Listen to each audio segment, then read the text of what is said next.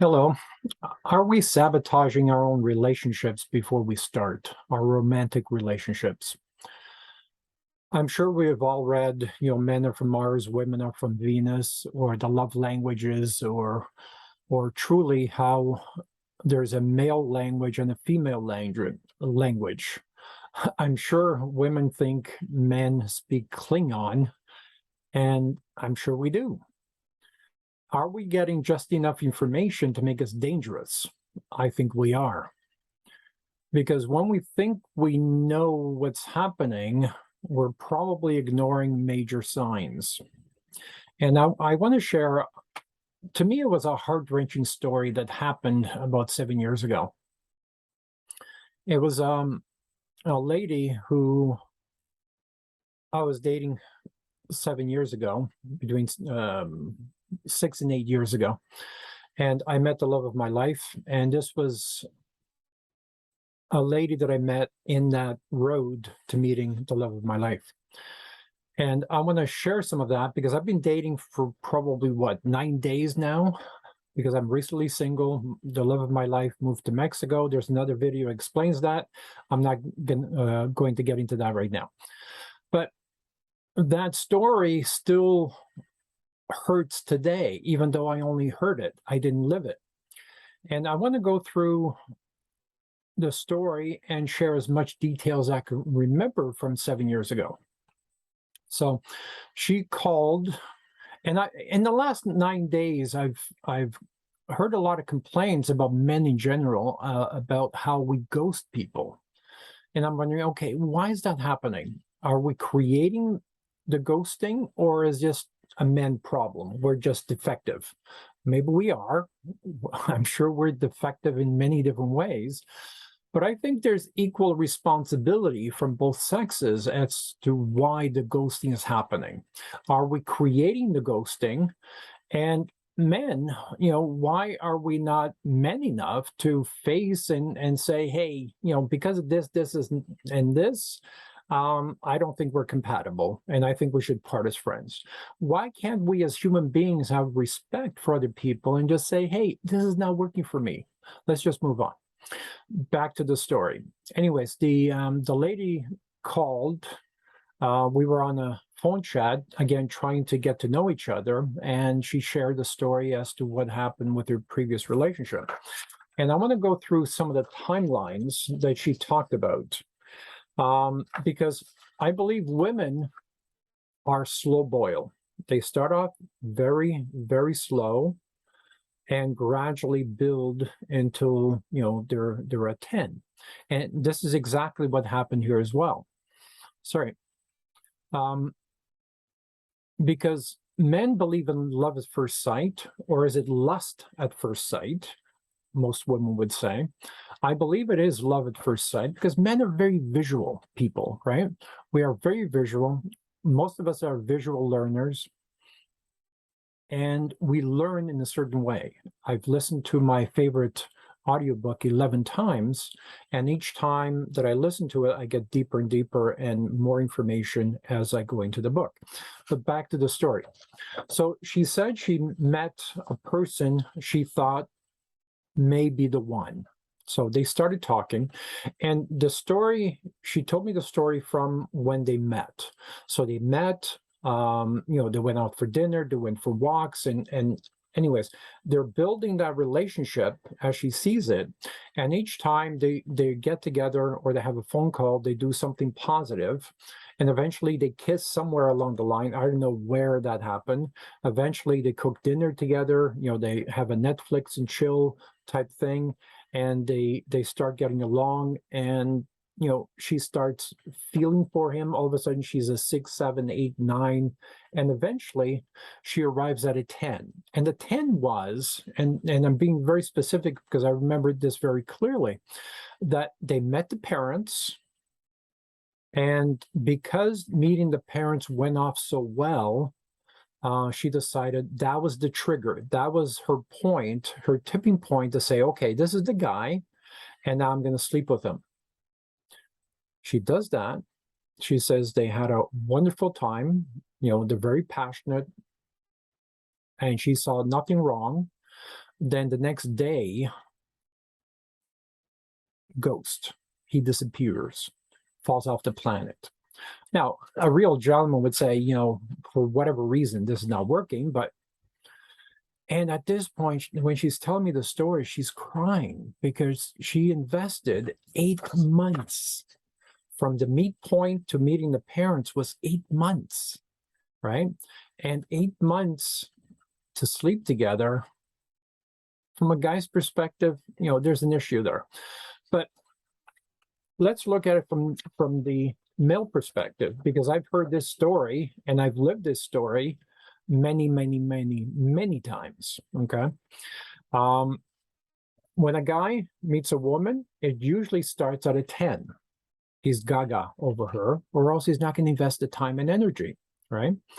And the story usually begins with the first text, first email, first picture you post, then the second picture you post. Why did you post that first picture, and why was number two? Because number one, you felt the first picture represents you the best, or eliminates your wrinkles, or you are skinnier in that picture, or you have a better hair day, or whatever it is, you chose that picture, right? And usually that first picture is not as close to reality as it should be, because why do you like that picture? Well, if you look in the mirror and you look at the picture, are they the same? And could have that picture been taken 20 years ago, right? So I'm a firm believer that from the first text, first picture, first email, before you meet, weeks before you meet, as you're writing profile, before anyone gets on your profile, either you're creating a trusted relationship with your future mate, or you're creating resentment, okay? So the picture doesn't look exactly like you, resentment, okay? You send out an email, a text supporting that picture. There's another straw on the camel's back. So when you look at it, a straw on the camel's back, the first straw is meaningless. The camel doesn't even feel it, right? But when a camel's back eventually gets broken in divorce, now, when you start examining, and by the way, we've interviewed a little over 50 divorcing couples to look at that timeline backwards and to see where that first straw was laid on the camel's back.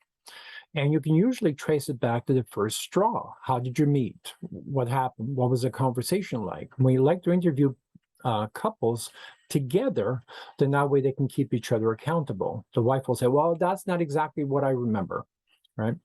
And I can tell you that the love of my life, the first encounter, first meeting was awful for her, she told me, was awful. She gave me a second chance. We met. The second meeting was a little less than awful, but still in the awful category, okay? On the third one, she says, Leo, this is not working for me. I think we should just move on. We're not compatible. And I was devastated. This is the woman that I had chosen from 100,000 women. I had a specific criteria. Again, more detail on another video. I'm not going to get into deep into that. So I'm deeply involved, and this is 2 years into the search. So I'm devastated. What do you mean we're not compatible? I was working so hard at trying to figure out what would make her happy that my brain forgot to tell my face to smile. So she said, you're too serious, I can't deal with you, you're too intense for me, and all those things. And I've heard this many times in the last 9 days. So I understand where you're coming from. Those words have not fallen on deaf ears. So I understand that. So we actually sat down with a list. She had a list, a 2-page list of questions to ask me. And I managed to realize, hey, I had fucked up royally at that point. And I answered all the questions as truthfully, as honestly as I could.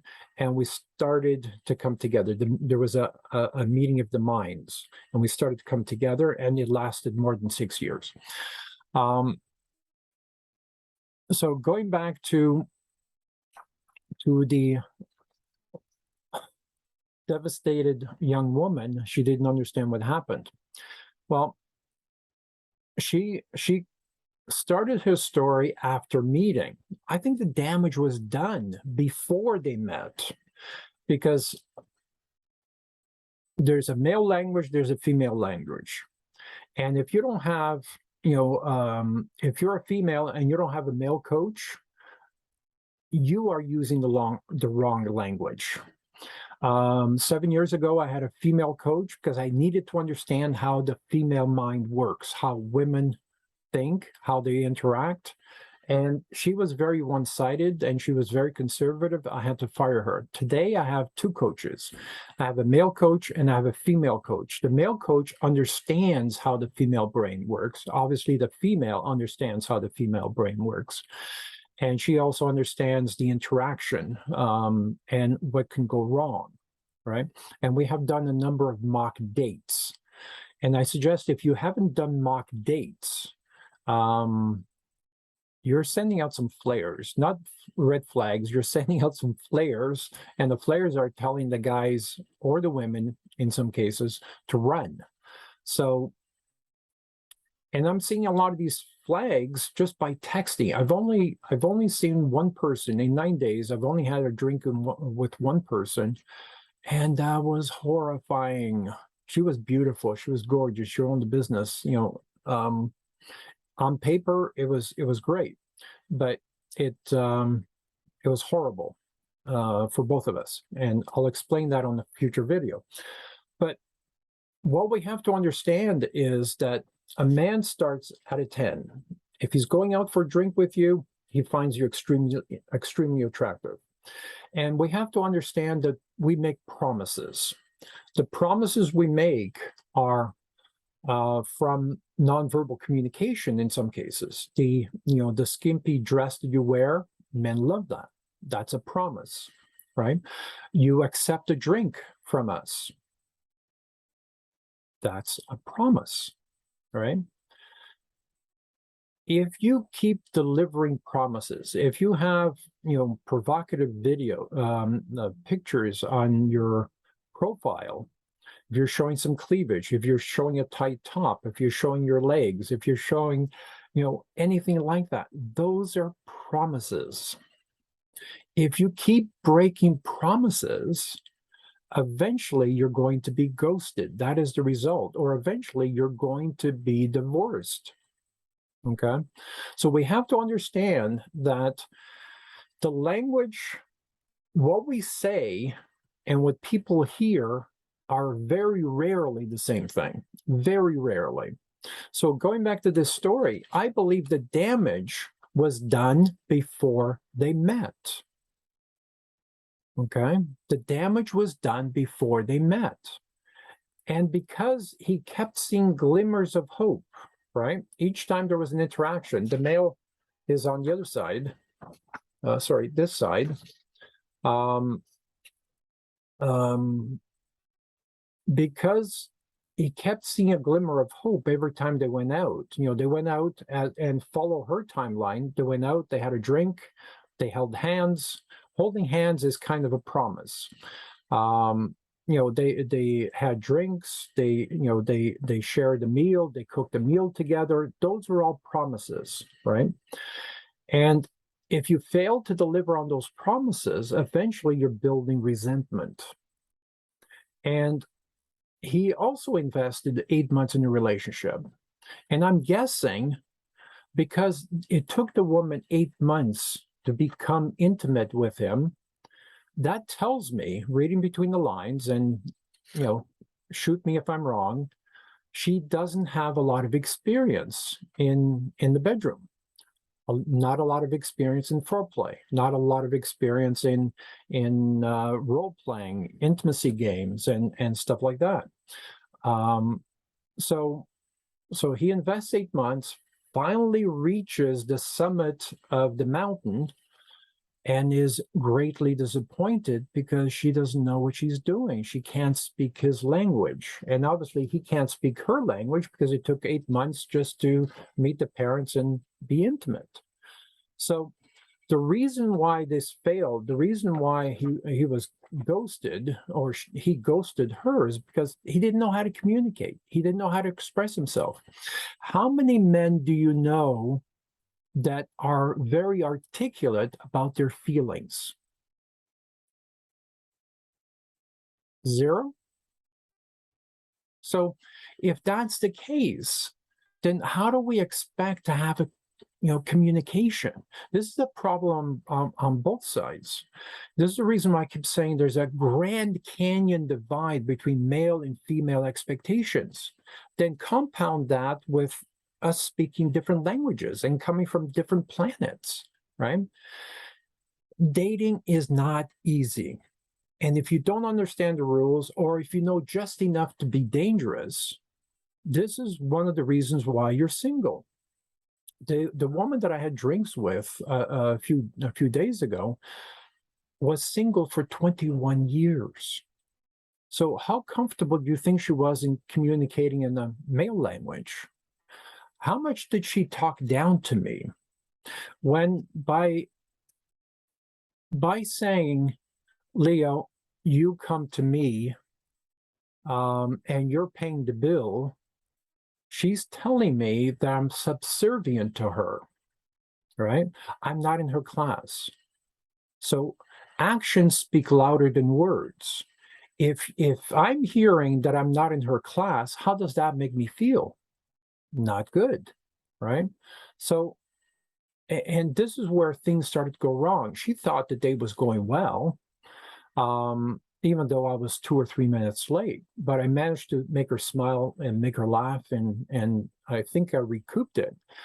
But the fact that you make a promise by having a man pay the check and making the promise that the man is driving to you, that's a huge resentment building exercise that you're doing. And if you're doing that in every day, do you understand why she was single now for 21 years? Are you saying in 21 years she hasn't met, the guy of her dreams? I'm sure she has. Because again, she's a beautiful woman, and I'm sure she was getting hundreds of emails a month if she's active, right? And if she's getting that many, chances are she's missed some of her princes and only talks to frogs. That's another video again, so please have a look at that one.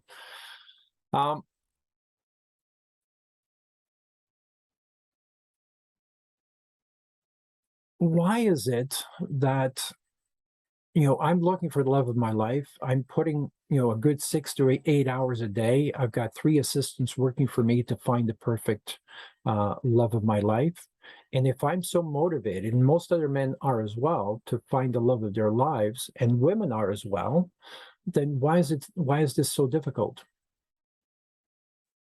Obviously, I only have the male perspective right now, as much as I try to learn from the female perspective. So I'd love to hear your comments about, your timeline and what happens and why, what are the points, the mile markers, and what's happening in those mile markers. And why do you think men are ghosting you, or why are you ghosting men? Because we get complaints both ways.